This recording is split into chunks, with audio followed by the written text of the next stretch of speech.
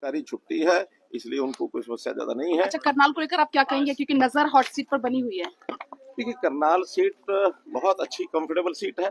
लगातार मैं आज यहाँ का 3 चुनाव तो स्वयं में लड़ा हूँ, 2 विधानसभा के, 1 लोकसभा का, और आज हमारे साथी जगमोहन आनंद यहाँ से चुनाव लड़ रहे हैं। और मैं जहाँ तक करनाल की स्थिति है, करनाल क्या बल्कि पूरी लोकसभा की, हम 9 की 9 विधानसभा की सीटें जीतेंगे ऐसा। अच्छा, करनाल से आपने चुनाव लड़ा, आप सीएम बने, नायब सिंह सैनी ने चुनाव लड़ा, वो सीएम बने, और अब जगमोहन आनंद की बारी। बाकी जिलों में देखिए, जगमोहन आनंद हमारे बहुत अच्छे कार्यकर्ता हैं और जरूर उनको उचित योग्य स्थान, जीत के लिए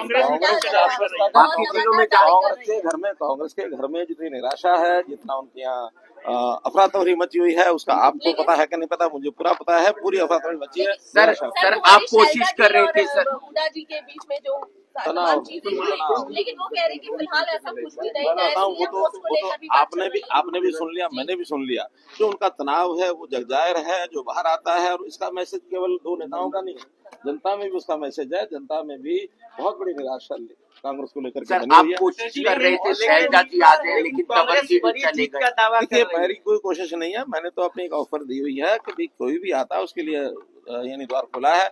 और भाई, जहां तक अशोक तंवर का विषय है, अब ये आयराम गैराम की जो लोकोक्ति है, वो उन्होंने हालांकि बहुत समय से रुकी हुई थी, उन्होंने इसको फिर उजागर किया है।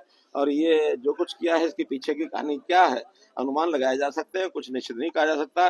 दोपहर को 12:30 बजे भारतीय जनता पार्टी की सभा में संबोधित कर रहे हैं, और 1:30 बजे, 1:45 बजे जाके मंच पर चढ़ जाते हैं कांग्रेस की। जरूर कुछ ना कुछ खिचड़ी पकी है, जब पता लगेगा आपको। मामा भांजे का प्यार खत्म हो जाएगा। लड़ी जा रही है इस बार के चुनाव में, बहुत जैसे आपने कहा ये कहानी है, इस तरह की बहुत कहानियां घड़ी गई हैं इस बार, उसको कैसे देखिए, अब ये कहानियां घड़ने की स्वतंत्रता सबको है, चाहे वो जनता हो, चाहे नेता हो, चाहे मीडिया हो, सब घड़ते हैं।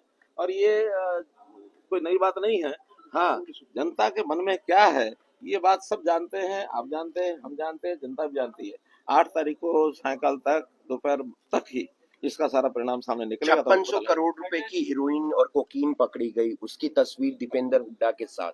कांग्रेस की जो एक मूल स्वभाव, इस प्रकार के लोगों को संरक्षण देना, और ये इसमें से साफ जाहिर होता है कि इतनी बड़ी जो कोकीन की ये खेप पकड़ी गई है, इसका मतलब हरियाणा के नौजवानों को नशे की ओर धकेलने का काम उनकी पूरी प्लानिंग है। और इस प्रकार की प्लानिंग को हमारी देश की जनता समझती है। जैसे नौकरियां बेचने की बात खुले रूप से हमने कह दी है, हम तो बिना पर्ची बिना खर्चे की अपनी बात लगातार कह रहे हैं, आगे भी रहेगी।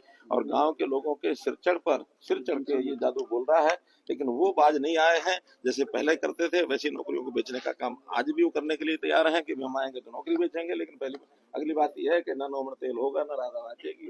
सर, पिछली बार 41 सीट थी, इस बार बीजेपी कितनी सीट लेकर आ रही है? मैं समझता हूँ जो पहली बार 14 का जो हमारा रिजल्ट था, उससे भी ज्यादा बढ़ करके आएंगी। और मैं समझता हूँ 50 से ज्यादा सीटें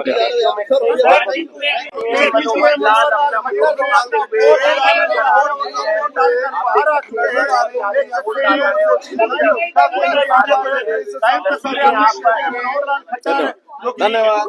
देखिए, लोकतंत्र में कोई भी क्लेम कर सकता है, कोई दिक्कत नहीं है। लेकिन भारतीय जनता पार्टी ने निश्चित किया कि हमारा जो चुनाव है, हमारे जो वर्तमान मुख्यमंत्री है नायब सिंह जी सैनी, उनके नेतृत्व में लड़ा जा रहा है। कांग्रेस की हालत खराब है।